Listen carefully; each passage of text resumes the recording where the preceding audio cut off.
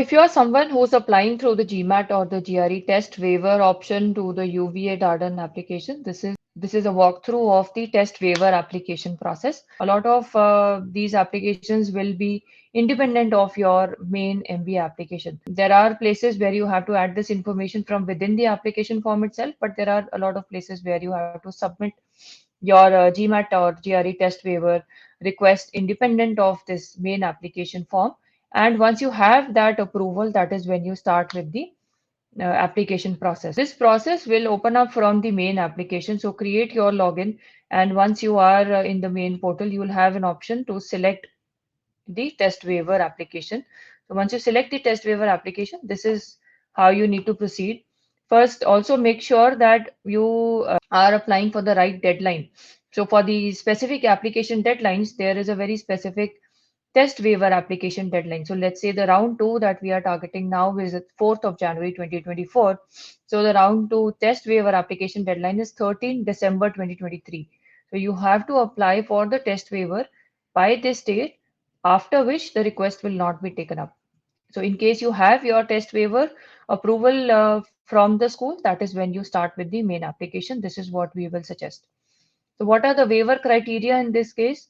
First is if you have a strong undergraduate record, that means a strong CGPA and also very specific performance in the analytical coursework or the quantitative coursework.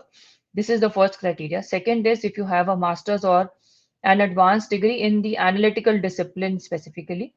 And the third will be if you have a work experience of 3+ years. If you have any of these, you can proceed to the application section, which is the next part that we'll take up. In this case, you need to first mention the basis for applying for the test waiver. So let's say it is work experience, undergraduate record, as well as master's or advanced degree. We'll just go to the next section. The next section requires you to indicate any supplemental factors. So let's say if you have a professional certification like a CFA or a CPA, you can select that. Or if you have a prior ACT or an ACT score, which also talks about your quantitative skills and your acumen in the academics, that also you can select over here. And following all of this selection, you have to add in 150 words as to how your profile is strong with respect to the criteria which are mentioned here. It is always recommended that you should have a combination of, let's say, two or more criteria from these. So add this information over here as to how do you feel that you are qualified for the test waiver. Following this section, you have the personal information section. In the personal information section, you need to add the information about your address, your contact details, and your biographical information and the citizenship information. So this is what goes into the personal information. Then add the academic history. For academic history, you need to add your graduate degree related coursework or the undergraduate coursework. Add the institution, country where you have graduated from, city, state, dates attended, what is the level of study, and then submit the PDF or the scanned copy of the transcripts. Mark your highest level of education. Are you a post doctorate graduate? Are you a doctorate, academic or professional, master's degree, a bachelor's degree, or 2-year college degree or technical school? Select which is relevant to your particular case and add that information. Next part is the test score. So if you have a prior test score like the SAT or the ACT, add that information here. So do you have a standardized test score to share? Yes. Select no if in case you are not adding any that such information. Next is the language proficiency. If you qualify for any of these two questions over here, you do not need to submit the TOEFL, IELTS or the PTE scores. Otherwise, you will need these scores. What are the first two criteria? Did you receive your bachelor's degree from an institution where English is the main medium of instruction? If it is yes, then you do not need to submit an English proficiency test score.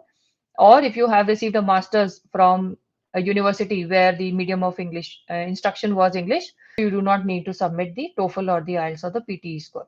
Address that part over here because this will also have an impact on your final application. Finally, add your professional experience, add the employers in the reverse chronological order, the organization, the country, what was your starting title, ending title, industry, the start and the end date, and the job description, reason for leaving. This is the information along with your resume.